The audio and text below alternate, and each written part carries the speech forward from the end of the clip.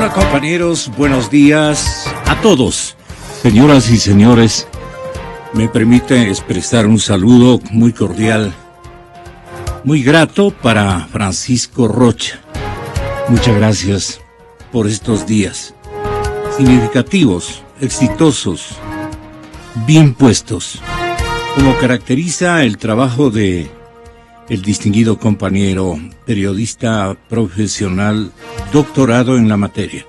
Bueno, el desempleo acaba de subir y ubicarse prácticamente en 5% al cierre del año 2015.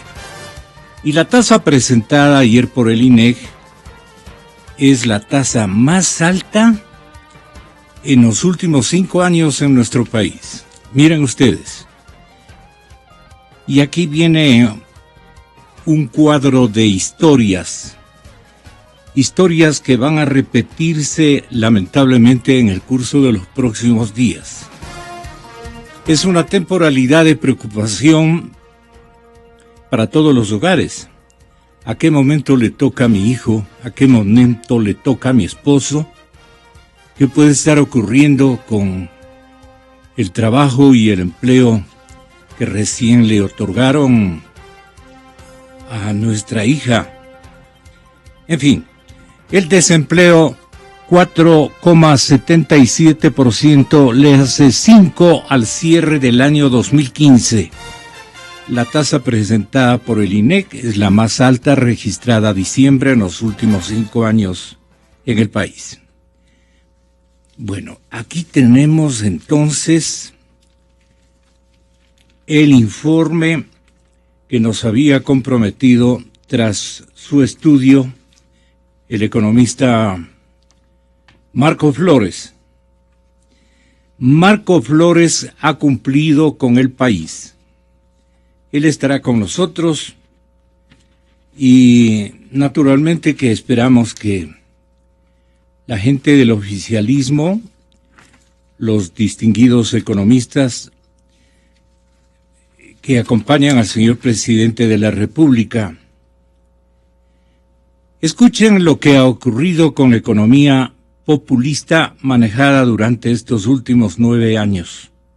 Es algo ciertamente espantoso. Y no estamos escribiendo falsedades, ni estamos leyendo mentiras. Estamos leyendo el resultado rescatado precisamente de las cifras oficiales, mismas que han sido registradas e impulsadas por el propio accionar del gobierno y sus organismos.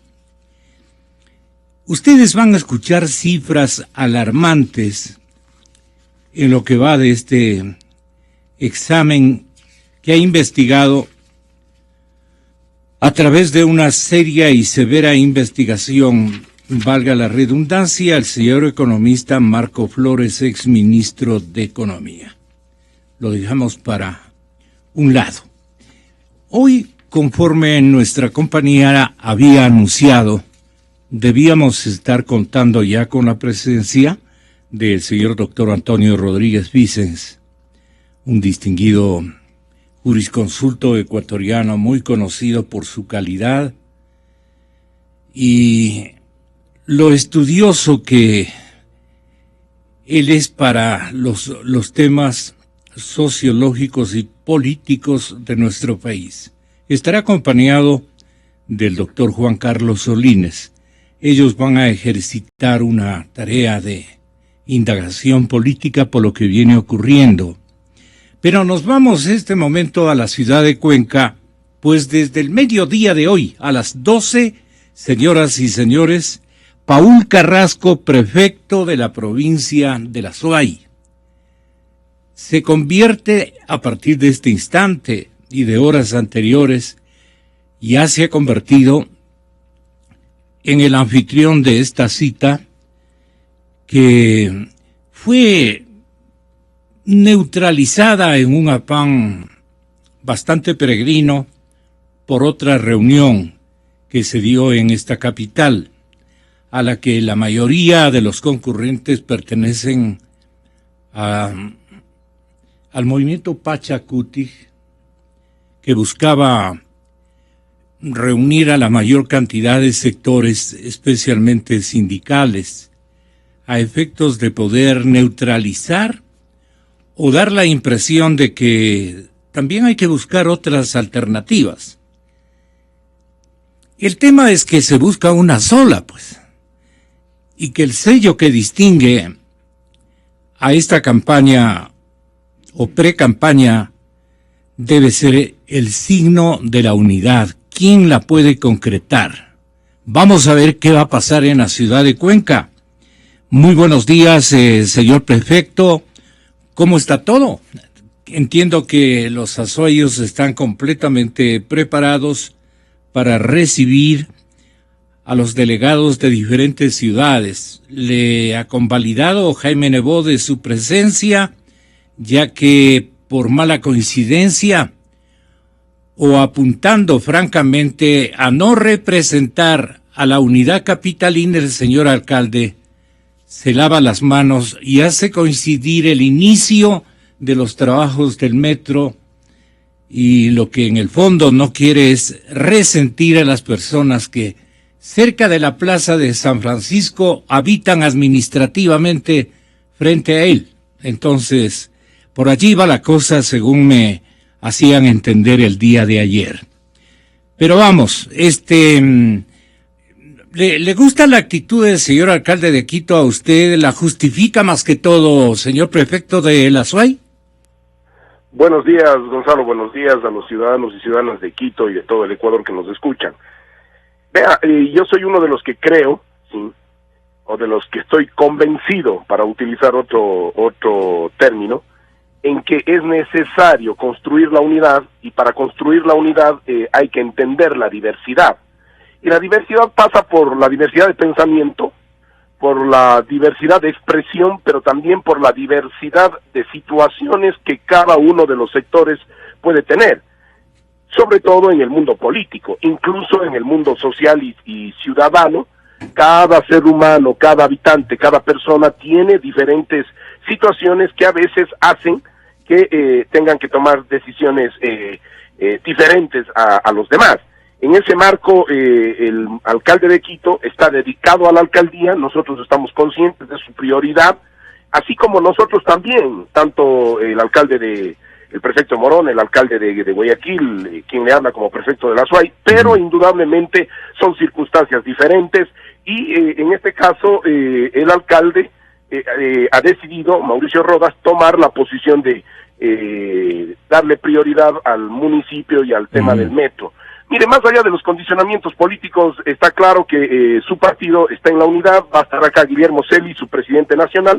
Nosotros no tenemos ningún problema, y yo soy claro en que hay que respetar esas diversidades y hay que dar respaldo para que las cosas mejoren en todas las ciudades del país. Si eso significa irnos acoplando, pues lo vamos haciendo, y así lo estamos haciendo con otros sectores, porque el día de hoy no solo vamos a estar, usted va a poder ver luego, vamos a estar varios sectores del país, incluido ya el movimiento Avanza, que viene en este proceso, con quienes hemos conversado, con quienes he conversado personalmente varias veces ya con Ramiro González, y hemos logrado un acuerdo que espero se vaya construyendo ya en un proceso mucho más amplio.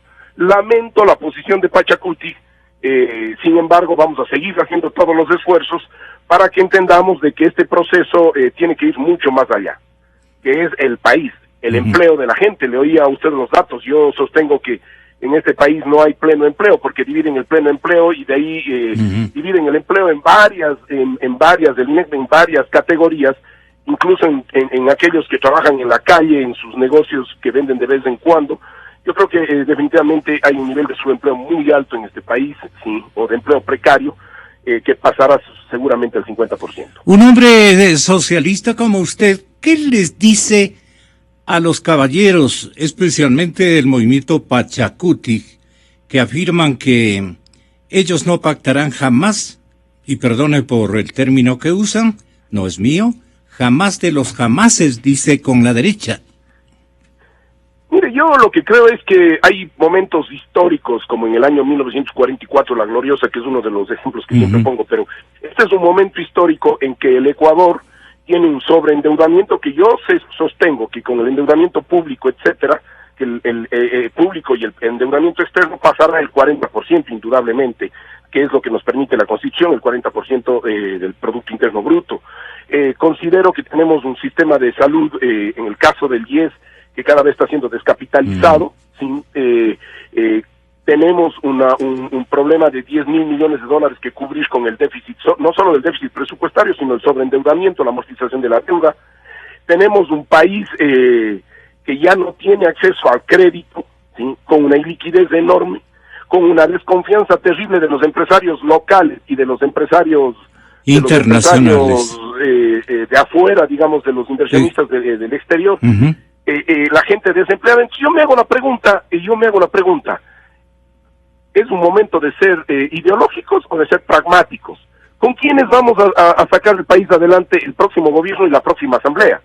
Porque a momentos me da la impresión de que se apuntala a la asamblea, ¿sí?, se piensa solo en llegar a la asamblea y no se tiene las ganas realmente de tratar de arreglar este país.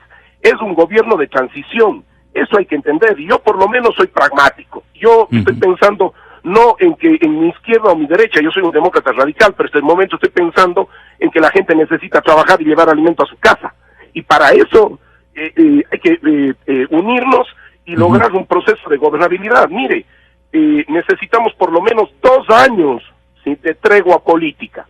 2 años de tregua política que nos permita, si ponernos a los ecuatorianos a resolver los problemas del país, incluso para el próximo presidente, así sea de la lista 35. Esto es real.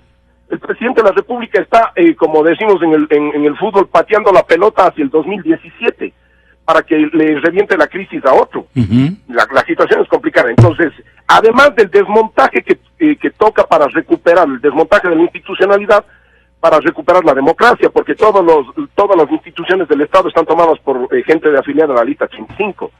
Tiene todos los poderes. Entonces yo creo que ahí lo único que nos queda es un proyecto nacional. Y los ciudadanos, Gonzalo, son los que deberían, ciudadanos y ciudadanas, empezar a exigir que sus dirigentes, sus políticos, nos unamos. Y es hora de pensar en el pueblo ecuatoriano y no pensar en mi estructura ideológica, en mi posición, en mis intereses personales. Los ciudadanos son los que deben exigir. Y no importa dialogar, porque, claro, el gobierno lo que dice es que ahí están los que nos odian, los del pasado. Mentira. Yo he sido prefecto nada más, sí, de mi provincia. Yo no tengo ninguna responsabilidad en lo que ha sucedido en el país. Ellos son los que tienen la responsabilidad. Lo que yo estoy planteando para este Ecuador es la posibilidad de dialogar, de lograr gobernabilidad con todos y con todas. Todos los ciudadanos debemos ser responsables de este proceso. Incluso si algún momento se llega a tomar medidas económicas fuertes, primero debería hacerse una consulta popular a la población para que todo el Ecuador esté consciente de lo que esté pasando y que sea una decisión, no de un presidente, sino sea la decisión de todo el colectivo ecuatoriano. Y eso es lo que nosotros estamos pretendiendo, Gonzalo, para el Ecuador. La economía populista debe ser conocida fundamentalmente por la clase media y la clase media-baja popular. Lo que se ha descubierto como manejo económico es algo que afecta, digamos, el sentido común. La cuantificación de todas las incursiones que ha hecho el gobierno del presidente Correa con los dineros del Estado, especialmente con sus políticas de gasto corriente, son desastrosas. Acaba de terminar un estudio realizado por el exministro Marco Flores al tenor de documentos públicos que pertenecen a la administración de 9 años del presidente Correa. Entre enero del 2007, en que comenzó toda esta historia, y el mes de noviembre del año que terminamos, el gasto acumulado del sector público no financiero alcanza la cifra sin precedentes de $265 mil millones. exactamente 264,937,8 millones de dólares. Y de ese total, 181,000 millones de dólares, es decir, cerca del 79%, fue a dar a gasto corriente. ¿Esto hay que aplaudir? ¿Esto hay que aplaudir? El gasto público creció rápidamente.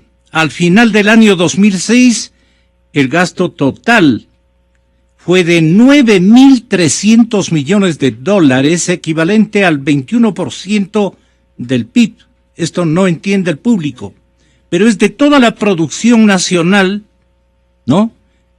Que el 21,2% de esta gran producción nacional, al finalizar el año 2014, se han convertido en 44% de gasto corriente.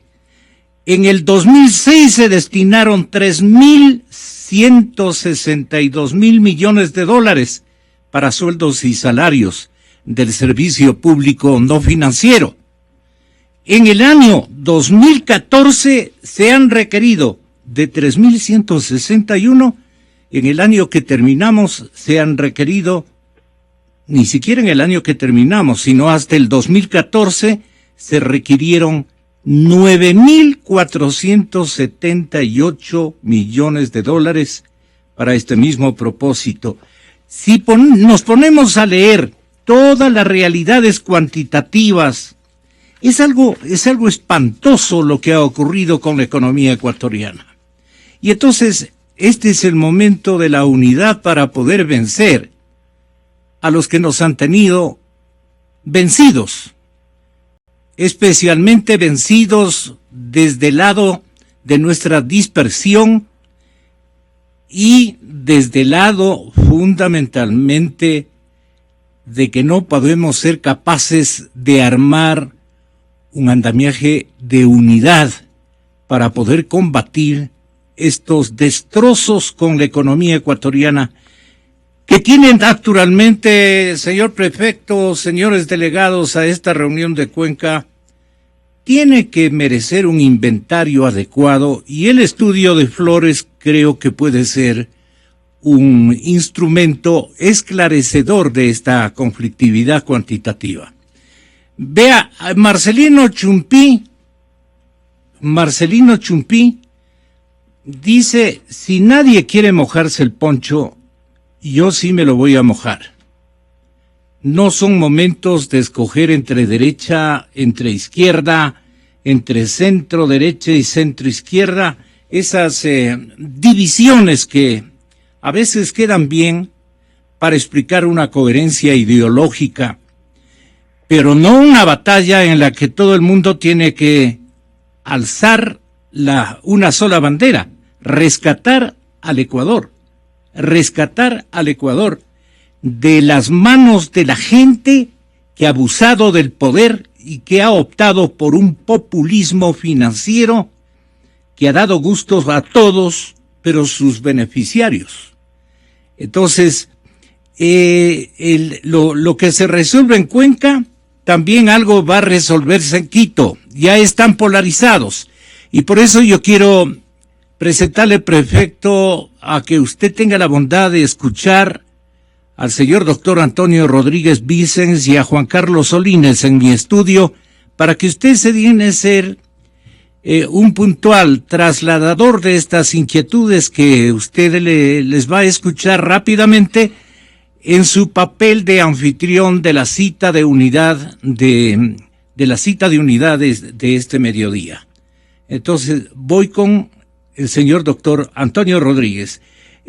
¿Qué augura usted para esta intención de unificar a las fuerzas?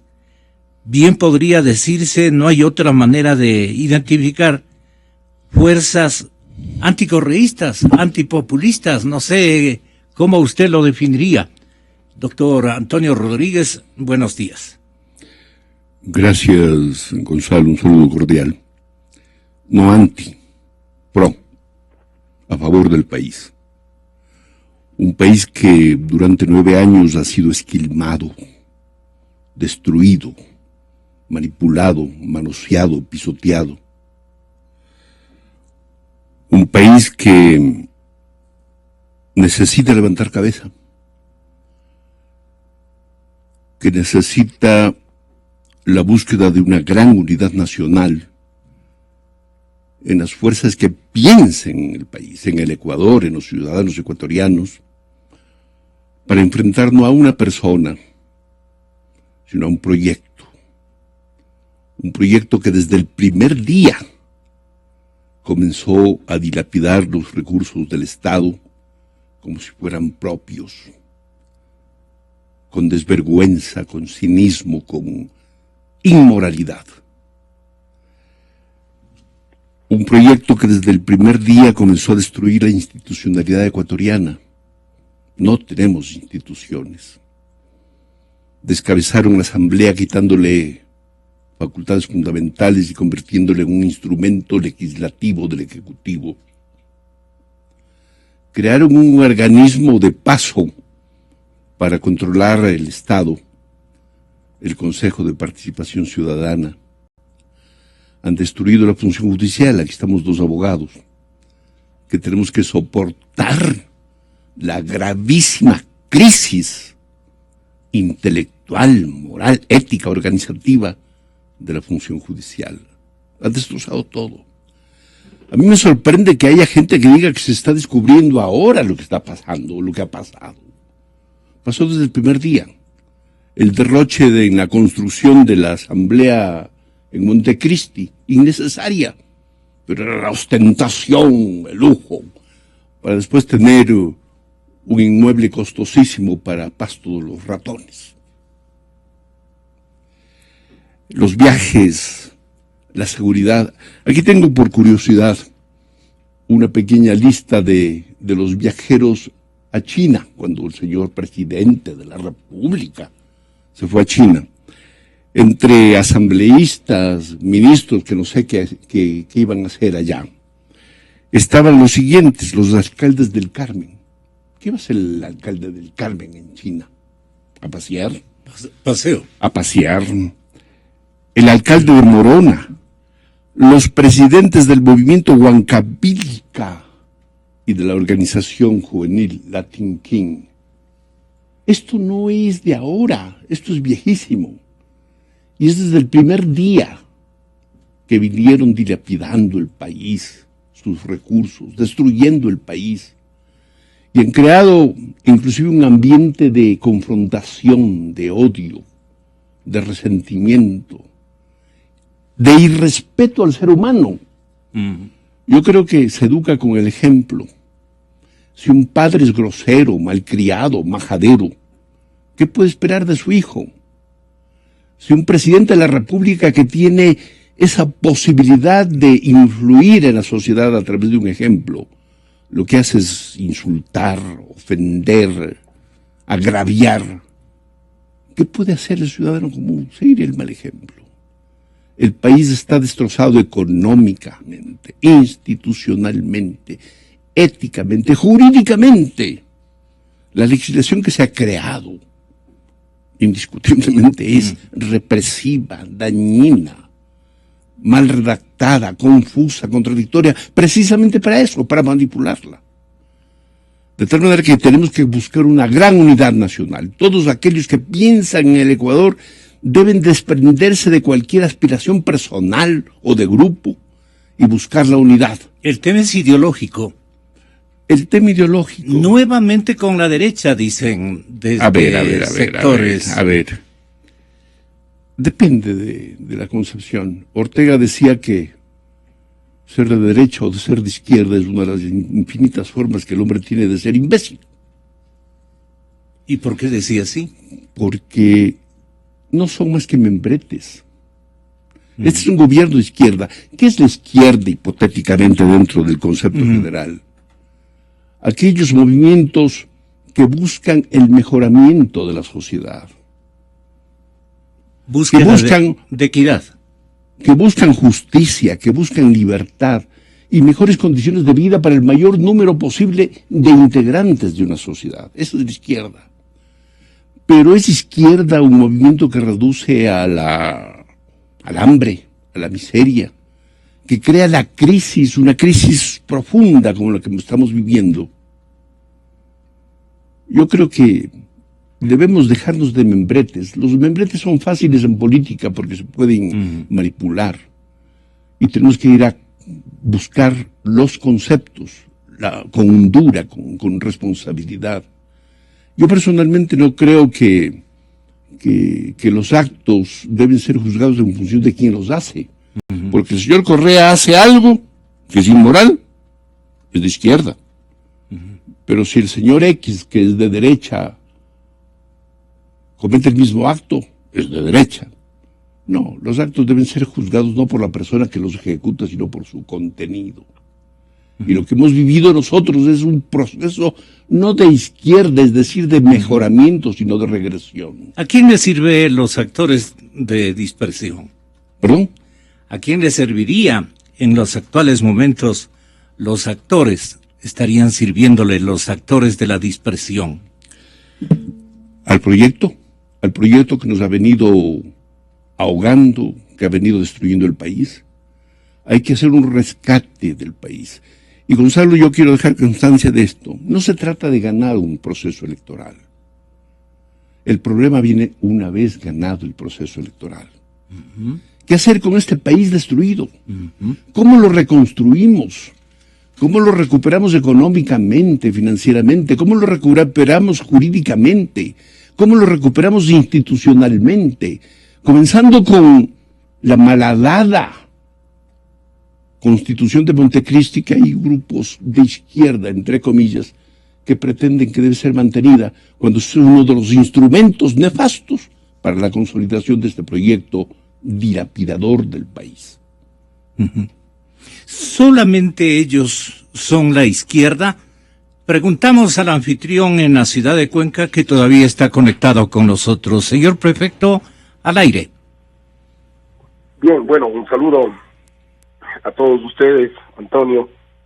Yo creo que efectivamente hay que dejar una etapa de las ideologías, ¿no? Yo personalmente siempre le he dicho a usted, Gonzalo, yo me considero un demócrata radical, si bien vengo desde la izquierda ecuatoriana, pero creo que es necesario construir varios conceptos en este país. A ver, yo estoy totalmente de acuerdo en que hay que reconstruir el Ecuador, reconstituir la democracia y sobre todo plantearnos una propuesta de salida a la crisis.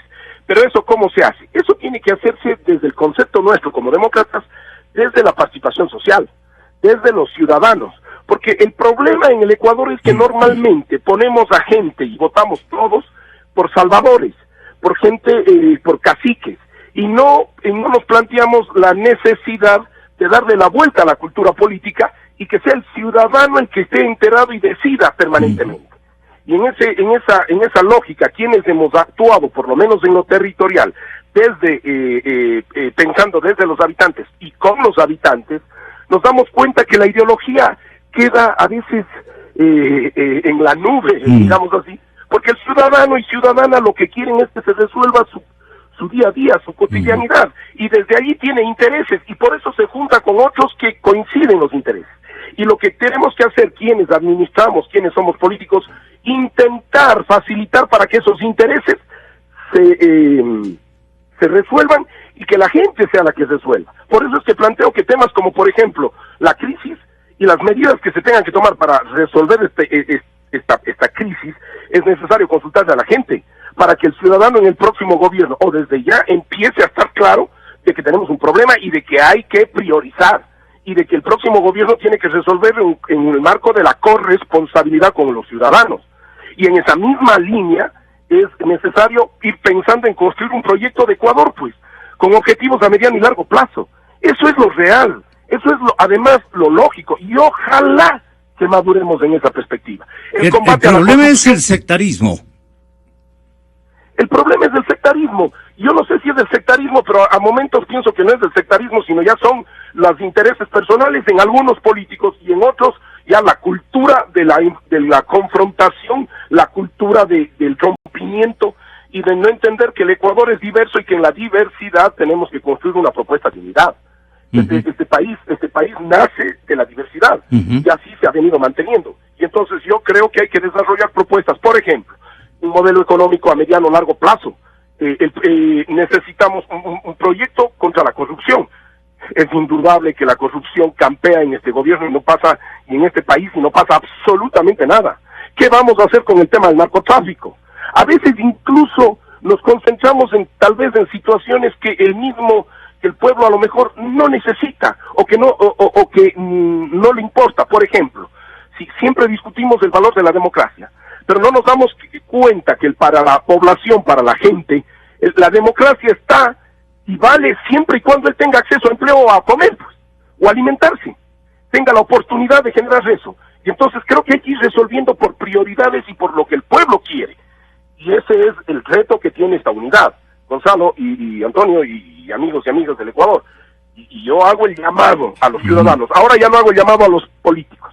Hago el llamado a los ciudadanos a que exijan que nos pongamos de acuerdo, a que exijan que nos pongamos los políticos y los sectores dirigenciales y de las organizaciones sociales, de la sociedad civil, a que exijan a estas organizaciones que nos pongamos de acuerdo y por primera vez maduremos y tengamos como resultado de este correísmo. El intento de unidad que se va a escenificar en la ciudad de Cuenca, su ilustre urbe, va a echar de menos la no comparecencia del señor alcalde de Quito, porque aquí brilla, y es hasta altisonante la necesidad a gritos de que todos los actores políticos con determinados niveles de liderazgo vayan a Cuenca a construir la unidad o el comienzo de un esfuerzo de unidad.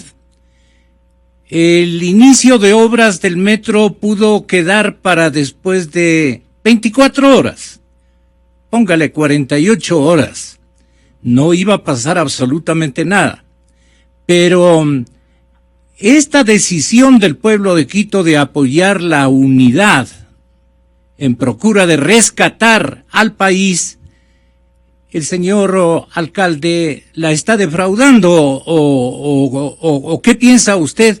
¿Cuál es la justificación ciertamente de fondo o hay recelo de que el vecino opte en este tema del metro por alguna circunstancia que es fácil para él adoptarla y neutralizar la construcción de tan importante obra para la capitalidad?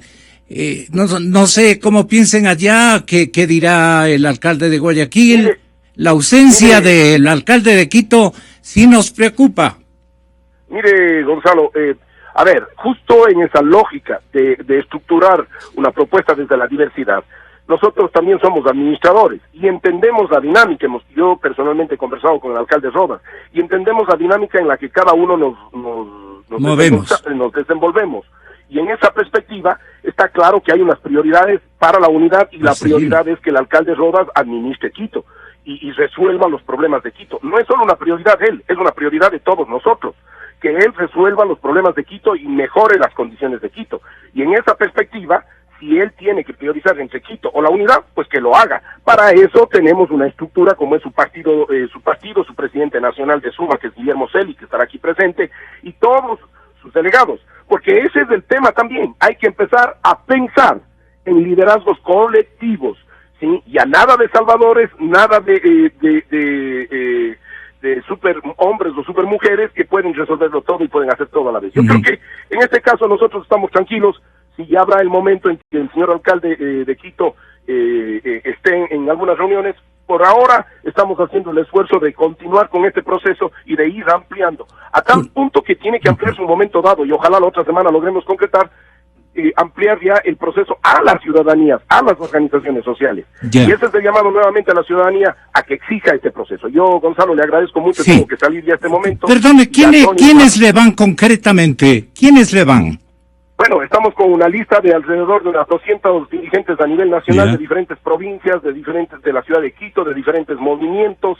Sí, hasta anoche nos estaban confirmando varios actores, pero fundamentalmente, por lo menos por ahora, estaremos firmando un acuerdo que ustedes sabrán de qué se trata, entre el movimiento Suma, movimiento Madera de Guerrero, el movimiento Podemos, el movimiento de Marcelino Chumpí y su sector de Pachacuti, y Avanza. Y en esa perspectiva hay representantes de otros movimientos que están invitados y que estamos conversando también para que a futuro logremos ya por lo menos, diría yo que estaríamos 6 a 7 movimientos políticos que ya plantearíamos este proceso de unidad de manera concreta. Así que muchas gracias, Gonzalo. A usted, señor prefecto. Sí, gracias. A usted, señor prefecto. Tenga la bondad entonces, doctor Juan Carlos Solínez. ¿Cuáles son sus comentarios a lo que acaban de decirnos tanto Antonio Rodríguez como también el señor prefecto Paul Carrasco? Gracias, Gonzalo, por la invitación. Un saludo a toda la audiencia de Radio Democracia, a Antonio y a Paul Carrasco desde Cuenca. En primer lugar, yo quiero adherirme, digamos, al diagnóstico que ha hecho Antonio. El daño que se ha hecho al país es muy grande, y de allí que la forma como lo he esbozado creo que es bastante cierta. Frente a esa realidad, también hay que anotar que el proceso de unidad, o como se lo quiera llamar, de las fuerzas políticas, está en una etapa inicial, absolutamente inicial. Es decir, el mapa político, este ajedrez no se ha configurado aún, entonces poco se puede hablar de mecanismos prácticos de la unidad. Pero lo que sí está claro es que hay un clamor ciudadano. Hay un clamor ciudadano, eso es una de las premisas de las que se parte. Eso es correcto. ¿No? Hay una demanda ciudadana, entonces quien quiera decir que eso no es prioridad para la gente, yo creo que está equivocado. Yo creo que eso se siente cuando uno conversa a todo nivel y en todo sector. Existe pues un clamor por unidad. La gente invoca unidad. Invoca unidad. Luego hay otros elementos fundamentales. Está en una etapa inicial, hay un clamor ciudadano, no hay todavía mecanismos, pero sí existen ciertos elementos fundamentales sin los cuales no se va a dar la unidad. Y el primero es, evidentemente, la necesidad de una madurez política por parte de los actores y de las organizaciones. Una madurez política se requiere una responsabilidad patriótica, es decir, más allá de que exista esa madurez y apertura y que se diga en el discurso que es necesaria la unidad, se necesita también un nivel de responsabilidad, es decir, a ver, ¿cómo la implementamos? ¿Cómo la ejecutamos? Y evidentemente un nivel de generosidad, ya a nivel personal, de los líderes, de los dirigentes, porque estamos en este momento no enfrentando, como decía Antonio, a un candidato, o no estamos enfrentando unas elecciones, estamos enfrentando un sistema perverso. Un sistema perverso que se lo ha ido cocinando, se lo ha ido estructurando a lo largo de 9 años, y que, por mencionar algunos aspectos, es un sistema que ha obstruido, ha obstaculizado la formación de organizaciones políticas. Es decir, este gobierno entró a despedazar a la partidocracia, a destruir a la partidocracia, pero al mismo tiempo puso una cantidad de cortapisas y de barreras para que nuevas organizaciones políticas puedan surgir, exigiendo, con todo este escándalo de las firmas falsificadas y todos estos bloqueos que se hizo, exigiendo una cantidad de requisitos que ha hecho prácticamente imposible que nuevas organizaciones políticas surjan, porque no tienen que recolectar 160,000 firmas, sino tienen que recolectar 600 y 700,000 firmas, porque además, yo creo que de manera inconstitucional y poco democrática, se impidió que un ciudadano pueda apoyar a más de una organización política, cuando no es una afiliación, es simplemente el deseo, así como puedo votar por varios partidos, puedo votar por varios candidatos, puedo apoyar la formación de varias organizaciones políticas. Se ha obstaculizado eso. Luego, el método de reparto. No podemos hablar de unidad, Gonzalo. No podemos hablar de unidad y sería irresponsable hablar de unidad si no tenemos un proyecto político claro de rescate del país, con una serie de prioridades, y en eso vale hacer una digresión a propósito de la izquierda y de derecha, y de todas estas descalificaciones que se comienzan a dar, que conspiran contra cualquier proceso, cualquier intención de unidad. Hay temas fundamentales del país que no tienen bandería política. La democracia y los valores democráticos, la independencia de poderes, la institucionalización, las libertades civiles, la libertad de expresión, no son patrimonio ni de la izquierda ni de la derecha. Así es.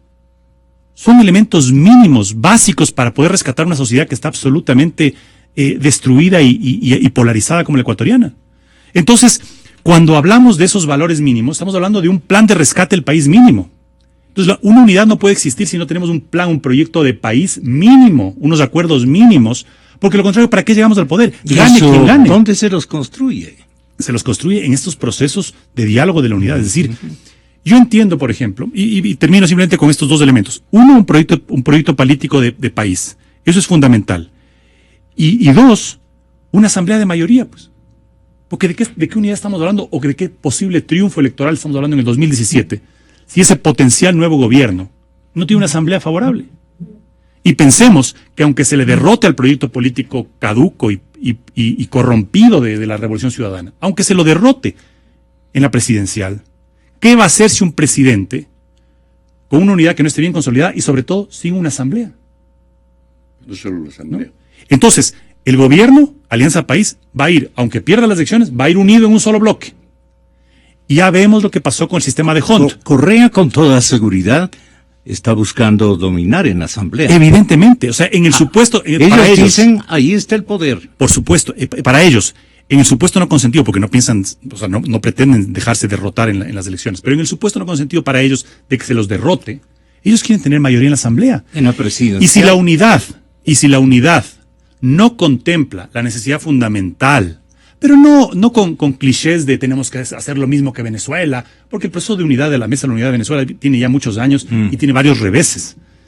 Aquí debemos tener clara conciencia de que necesitamos una mayoría, y para tener una mayoría en la Asamblea, bajo el método de Hunt que nos domina, porque recordará Antonio que en 2004 fue declarado inconstitucional el método de Hunt, diciendo que impedía la representación de las minorías. Ahora que se aplica el método de Hunt, se alega lo contrario, que es perverso porque impide la presencia de minorías cuando antes se dispersaba demasiado y se atomizaba demasiado el Congreso. Entonces, se necesita que estemos conscientes de que hay un método que impide que las minorías lleguen o tengan curules en la Asamblea. Por lo tanto, la unidad no solamente tiene que ser para apoyar un solo candidato, sino para compartir listas. Ahora, claro, en un sistema perverso tenemos dos situaciones que conspiran contra esa unidad. Uno, que un partido que no tiene candidato presidencial es muy difícil que tenga una presencia en la Asamblea y probablemente tenga ya tarjeta amarilla y a la siguiente elección desaparezca. Entonces es un tema de supervivencia que conspira contra la unidad por ese sistema perverso electoral. Y segundo, hay digamos, un desincentivo para lograr la unidad, toda vez que habría que renunciar a listas exclusivas de un movimiento. Habría que tener una lista en donde estén representados varios movimientos y por tanto el porcentaje que se obtenga debería ser dividido y eso puede perjudicar al coeficiente electoral. Y finalmente decir, Gonzalo, que yo entiendo el sentimiento que puede existir, por ejemplo, en la izquierda, que ya ha declarado públicamente que no va a ir en unidad, mucho menos si es que es con la derecha, con los banqueros y todo eso. Yo creo que Pachacuti y Unidad Popular, ex MPD, han tenido varios reveses en los procesos de unidad en los que han plegado. Les traicionó Lucio y Sociedad Patriótica, les ha traicionado Correa y la Revolución Ciudadana. Entonces, evidentemente yo entiendo que en esos sectores hay un resquemor, hay una falta de credulidad en esos procesos de unidad porque han salido mal parados. Pero yo creo que hay que superar esos traumas políticos. Los puritanos ideológicos han sido los perdedores. Sí, yo creo que aquí hay que ser mucho más amplio, hay que entender la situación del país que ha descrito en su introducción Antonio, y hay que, como digo, actuar con responsabilidad patriótica y con generosidad. Es decir, más allá de los traumas políticos que podemos tener del pasado, más allá de los cálculos políticos que debemos tener para defender nuestro movimiento y nuestra organización, debemos entender que el país demanda de renunciamientos y distinguir. Una cosa es, por ejemplo, lo que yo hice para la alcaldía, disculpe que ponga en primera persona, eso es declinar posturas, renunciar a legítimas aspiraciones. No es unidad. La unidad es mucho más compleja. La unidad es construir mecanismos de representación para todos. Es construir métodos o sistemas para que tengamos un candidato que tenga las mejores probabilidades. Eso es construir la unidad. El renunciamiento creo que también es importante, porque si no hay unidad, al menos tendrá que haber renunciamientos, como lo hubo para la alcaldía, lo que permitió que el alcalde Rodas, que ahora, digamos, alegando que estaba muy ocupado con la ciudad, no quiere hacer un acto simbólico de presencia, pero que ojalá, él tiene tiempo todavía, la unidad está recién forjando, tiene la unidad de hacer presencia en el momento que él crea pertinente. Pero yo creo que hay que distinguir esas dos cosas. Si no hay unidad, al menos tiene que haber renunciamientos. Pero también su candidato debe exhibir aquello. Me refiero a Guillermo Lasso. Yo creo que la unidad es un clamor para todos los actores políticos. No es un Usted clamor dirigido a una persona, es un clamor dirigido a todos los actores políticos. Y más allá de que muchos detractores dicen, no, pero la unidad es imposible, con tanta inmadurez política, con tantos intereses, con este sistema perverso, no podemos por responsabilidad dejar de hablar de la unidad. Si la unidad no se llegara a concretar, que sería una lástima, no podemos dejar de hablar de la unidad, porque eso es lo responsable. Lasso, ¿por qué no va a Cuenca? Bueno, eso tendría que preguntarle a Guillermo Lasso. Sí. Yo en realidad no conozco ni No, siquiera si es usted- inventado. Usted no está tiene conversando. pasaje. No, yo supongo que él debe tener diálogos a nivel de su buró político con varias fuerzas y con varios sectores, y creo que eso que deben Pero, hacer todos los ¿cómo gobiernos entiende políticos. su estrategia? Yo ya me he ganado, dice él, unos pasos adelante y tengo encuestas que me benefician. Entonces tienen que los demás ceñirse a los pasos caminados. Yo creo que es muy prematuro en este momento hablar de candidatos o de renunciamientos o de declinaciones. Yo creo que hay que Falta la plataforma, los ejes. Exacto, falta la plataforma. Ahorita esta reunión de hoy día, del día de hoy, es una reunión bastante embrionaria todavía, una etapa embrionaria. No va a ir el alcalde de Quito. Hay que ver cómo se consolida, hay que ver qué documento van a firmar, qué es lo que proponen. Por otros sectores también se está hablando de la unidad bajo otros parámetros. Entonces, yo creo que hay que esperar, sin dejar, digamos, de insistir en esta necesidad. Hay que esperar a que las fichas se coloquen en el tablero y que, por favor, eso sí es un llamado que yo hago a título personal, dejemos de hablar nuevamente de que hay espacio para el outsider y para el improvisado. líder, porque ya suficiente tenemos Así ejemplos muy recientes, tanto en ciudad como en país, de lo que significa este outsider, ¿no? Sin ninguna palmarés, sin ninguna antecedente, ¿no? Que no puede encargársele ni una ciudad ni un país a una persona que no está debidamente preparada y que no tiene las credenciales debidas y adecuadas para manejar probablemente lo más importante que este país tenga, que es justamente su riqueza y su recurso. En las 4 décadas que potencialmente he vivido en el periodismo, en el seguimiento diario prácticamente, siempre fue así, Antonio. Habían ya, pero esfuerzos de unidades, de cohesión, incluso en ocasiones cargadas de muchísima coherencia ideológica, pero algo pasaba. ¿Por qué las ambiciones personales o grupales se imponen permanentemente, doctor? Así es el hombre. Así es el hombre. Arcilla deleznable. En todo caso, yo quiero hacer unas 3 acotaciones de la intervención de Juan Carlos. Primero, unidad no significa unanimidad. Lo que hay que buscar es un movimiento lo más amplio posible que pueda enfrentar el proceso electoral y después la reconstrucción del país. Segundo, me encantaría escuchar que el señor Lasso, en vez de decir que ya tiene dados algunos pasos, está dispuesto a dar otros pasos, es decir, al renunciamiento en función de los intereses del país. Le quedaría muy bien, ¿no? Valdría la pena y sería un aporte importantísimo Desde luego. a la construcción de este proceso de unidad, de la creación de un gran movimiento que enfrente el proyecto correísta. Y tercero, hay que tener conciencia de que no solo es cuestión de la Asamblea. Sí, hay que buscar ganar las elecciones, primero. Segundo, hay que tratar de tener mayoría, una amplia mayoría en la Asamblea. Pero nos estamos olvidando de algo, que a través de esta manipulación inmoral que se dio en la Asamblea Constituyente, se creó este proceso de transición. y a través del proceso de transición se modificaron los periodos de elección de los funcionarios, de tal manera que el nuevo presidente con asamblea mayoritaria tendrá Corte Constitucional Correísta, Corte Nacional Correísta, organismos de control correístas. Poder ciudadano. Es decir, el poder del Estado continuará en manos de los designados por el correísmo. De tal manera que esa unidad es fundamental para enfrentar esto.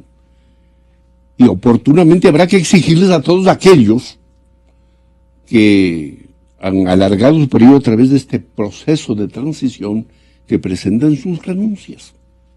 Habrá que hacerlo.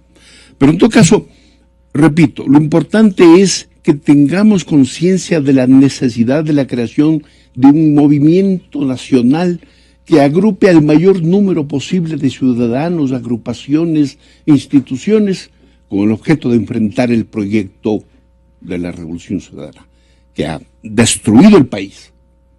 ¿Para qué? Para eso precisamente, para reconstruirlo.